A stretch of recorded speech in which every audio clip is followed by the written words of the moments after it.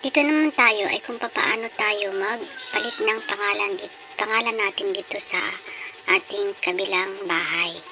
Siyempre, kunyari may sinend na sa inyo yung apply nyo ng pangalan nyo, i-copy paste nyo lang, o copy. Tapos, pupunta na kayo sa inyong account na Popo. Tapos, syempre, pag nasa account na kayo ng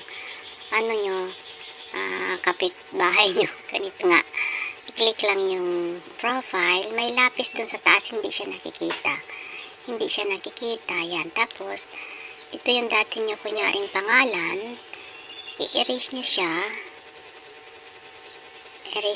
yung dati nyong pangalan, tapos, i-paste nyo yung bago nyong pangalan, ayan. Tapos, i-save nyo. Tapos, i-save nyo yun. Save. Save successfully, diba po? Napalitan na. Ganun lang po ang pagpalit ng ating pangalan. Siya nga po pala, paalala lang pala, pag tayo po ay nagpalit ng pangalan, yun ay 30 days bago ka pwedeng magpalit ng pangalan dahil may bayad po ang pagpalit ng palagi-laging pangalan. Dapat 30 days ata ang pagitan.